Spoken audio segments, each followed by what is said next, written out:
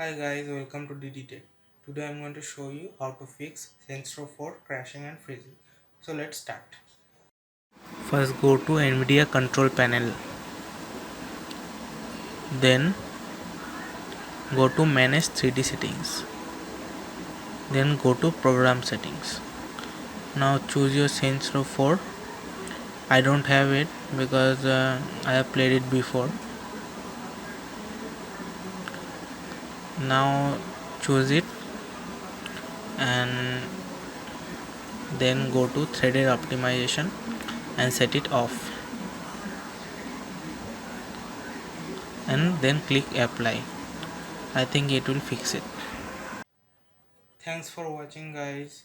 Please like, comment and share. Do not forget to subscribe and bye.